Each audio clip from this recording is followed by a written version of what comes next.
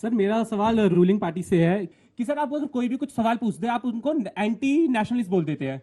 Sir anti nationalist बोलने के लिए सर आपने उनके ऊपर सेडिशन सर कितने सर 2010 के बाद मोर देन 11,000 केसेस सेडिशन के लगाए गए हैं एंड जिसमें से 65% आफ्टर 2014 जब बीजेपी गवर्नमेंट आई उसके बाद है।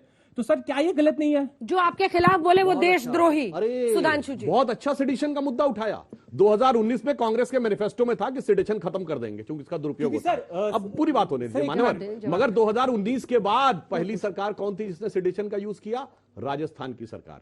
किसके खिलाफ यूज किया? सरतन से जुदा वालों के खिलाफ नहीं, आतंकवादियों के खिलाफ नहीं, अपनी पार्टी के एमएलए और मिनिस्टर्स के खिलाफ, अपनी पार्टी के एमएलए और मिनिस्टर के खिलाफ सिडिशन का यूज किया। आप बताइए, अगर ऐसे लोग आकर जब मांग करते हैं सिडिशन वाली तो उनका क्लियर हो जाता है। हम तो नहीं हटा रहे भाई, हम तो मानते हैं कि आतंकवाद पे नियंत्रण पाने के लिए यह एक्ट बहुत जरूरी है, मगर हमने कभी अपनी पार्टी या किसी राजनीतिक व्यक्ति के खिलाफ नहीं यूज किया। आपने हमारी पार्टी छोड़िए, अपनी पार्टी वालों के खिलाफ नहीं, आपने तो आपने अपने मंत्री के खिलाफ। मजे की बात यह है वो मंत्री मेरी सरकार में मंत्री है और उसके खिलाफ सेडिशन का मुकदमा है। सुधांशु जी, क्या आपके पास कोई आंकड़ा है जो ये साबित करे कि आपने जो सेडिशन के चार्जेस लगाए हैं उसमें से कितनों में कन्विक्शन हुआ है, या फिर उनको जेल में रखना और एक नैरेटिव बनाने के लिए सिर्फ इसका इस्तेमाल होता है? हत्या में कितने में कन्विक्शन है बताएं? जो लोग ये कहते हैं कितना कन्विक्शन होता है बोलिए ना।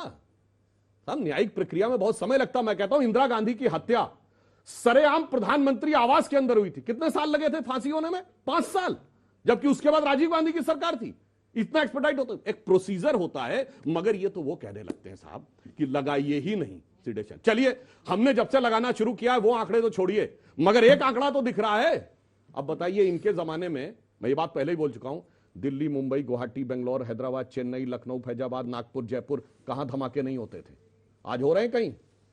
चलती ट्रेन में धमाका, चलती बस में धमाका, पार्क में रखा रहता था, रेलवे स्टेशन पे छूना नहीं, बम फट जाएगा, हो रहा है कहीं? अब दक्षिण कश्मीर के 4 जिलों में आ गया। दंतेवाड़ा में जाके प्रधानमंत्री की सभा हो गई। चिंता गुफा, जहां नक्सलाइट्स कहते थे कि हियर गवर्नमेंट डजंट एग्जिस्ट, वहां गृह मंत्री का दौरा हो गया। और वह कश्मीर जहां सेना के ऊपर पत्थर फेंके जाते थे, इतना जलवाए जलाल और हौसला जमाल था, वहां पर आपने 2 भाई बहनों को कितने सुंदर पारस्परिक स्नेह में बर्फ के गोले फेंकते हुए देखा। ये जो सेडिशन चार्जेस सरकार लगाती है या देशद्रोह का एक पूरा नैरेटिव बनता है, उससे तो बीजेपी को लगता फायदा ही होता है, इसीलिए करते हैं। देशद्रोह बहुत गंभीर अपराध है, लेकिन पिछले कुछ वर्षों में देशद्रोह को ऐसे बना दिया गया जैसे दफा 25 की पुड़िया रख करके पुलिस पकड़ लेती थी किसी को। मतलब सबसे आसान था कि 20 ग्राम गांजा रख के किसी को जेल भेज दो। तो देशद्रोह का अपराध जो सबसे गंभीर अपराध है, कोई व्यक्ति अगर देशद्रोह में आता है तो बहुत गंभीर अपराध है। अब तो वायरल वीडियो पर देशद्रोह हो जाता है। अगर एक आप अंजना जी एक ट्वीट कर दे, एक मिनट प्रभु एक मिनट, आप उनसे विड़ दीजिएगा। मैं तो सबकी बात कर रहा हूं कि अगर किसी ने एक ट्वीट कर दिया तो किसी की भावनाएं आहत हो जाएंगी और वो देशद्रोह में अंदर हो जाएगा।